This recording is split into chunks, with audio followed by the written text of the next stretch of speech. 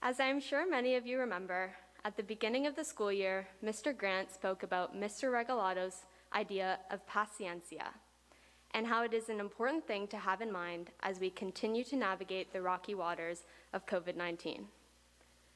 Ironically, something I have become increasingly self-aware about over the past 2 years is that I am, and have always been, an impatient person. I don't like to wait in line or to wait for my package to be delivered. I get irritated when people tell me, just 1 minute, and I tend to expect far too much in too little of time. Above all, however, I am impatient with myself. When I find myself failing to control an aspect of my life, I get frustrated. I don't know if this stems from pride or arrogance, and I wish I could stand here before you all today and recall the exact moment in my 17 years of living that has allowed me to overcome this.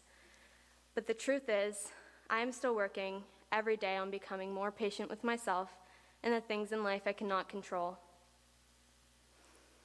Each and every one of us has been thrown into a whirlwind of new obstacles while trying to adjust to the COVID-19 pandemic. I know for myself, it has been anything but a smooth transition.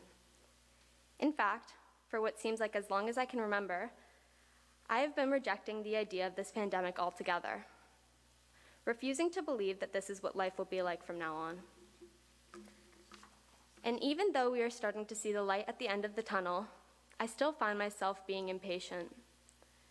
I have been counting down the minutes to when it will finally be over, and in the process, I have grown oblivious to the experiences that this pandemic has presented me. I know that finding the good in things, especially something as heartrending as this pandemic has been, is not easy. And although times have been extremely hard, there are certain things this pandemic has made me eternally grateful for. Things I have previously taken for granted.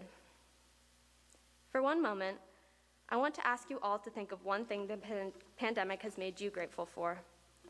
For me, that would include my community, my health, and my newfound appreciation for life and adventure. Reflecting on the good is something I've been trying to do when I find myself becoming impatient or agitated with our new reality. Instead of dwelling on the unforeseeable future, I have been consciously trying to be grateful for the now and believe that in due time, all things will work out for the best. This is a relatively new outlook for me because, as I mentioned before, I like to be in control of the situations I encounter in life. Growing up, I have always set very high expectations for how I handle myself and would grow extremely impatient if I could not meet my standards. Having a sense of power over my emotions allowed me to navigate the obstacles I encountered, no matter how big. Or at least, that's what I thought. In the 5th grade, I encountered one of the largest obstacles in my life, my mother being diagnosed with cancer. I can still remember the 3 of us, her, myself, and my sister, lying on her bed as she explained to us exactly what was going to happen and a bit about the specific illness she had. In all honesty, the only word that really stuck with me throughout our conversation was cancer. As a 10-year-old, the C word was probably one of the most frightening words in my vocabulary, especially coming from my mom. I didn't know much about the sickness, other than what I'd watched in the movies, and more often than not, those did not end with the happily ever afters I was used to.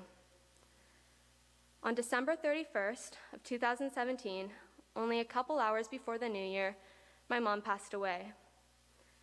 I was in grade 8 then, and had spent nearly every moment of those 3 short years by her side. She was my best friend. No matter who you are or what you do in this life, no one can escape loss.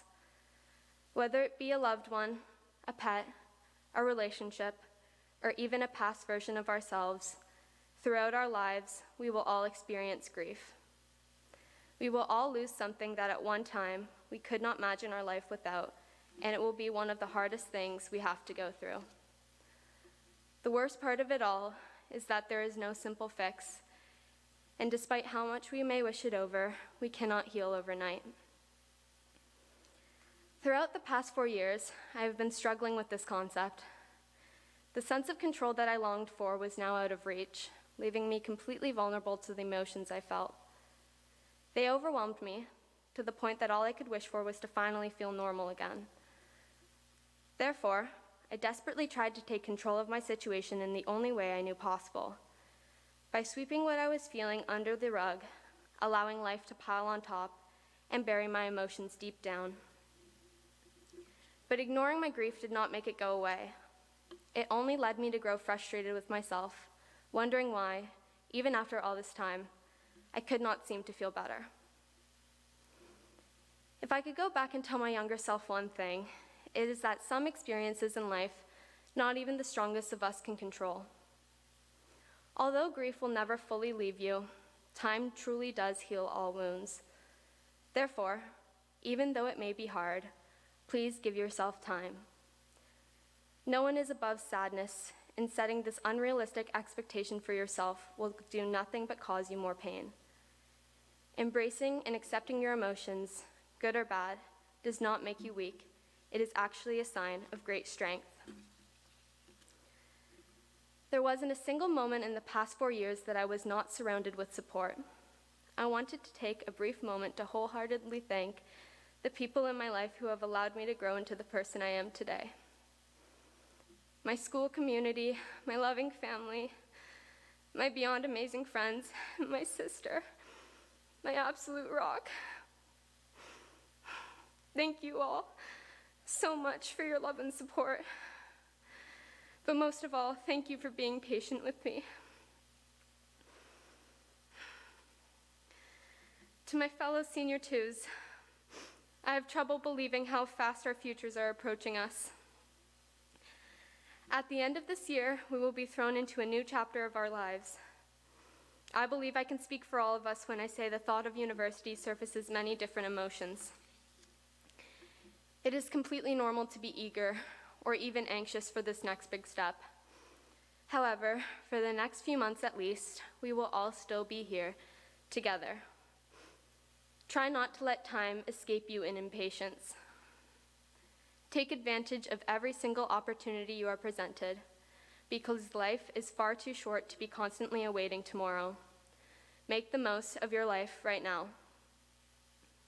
That being said, university will present us each with new relationships, experiences, and challenges. There is not a doubt in my mind that all of you are capable of amazing things. So aim high and don't let setbacks discourage you. But also, remember to be patient with yourselves. Realize it's okay to feel lost or scared or in need of help, and that no matter where you aren't alone. To the Water Appleby community, trust me when I say I know how easy it is to expect excellence. My advice would be to try not to overwhelm yourself with these expectations. Know that if you try your best, work hard, and remain determined, that in itself is an achievement of which you should be extremely proud of. Growth is not linear. Each of our paths to success and happiness will look different. However, they will all consist of twists and turns. But no matter who you are, I truly believe we can all overcome these obstacles with perseverance, a little help along the way, and the greatest virtue of all, paciencia. Please rise and pretend to sing number 500, Let Me Be Your Servant.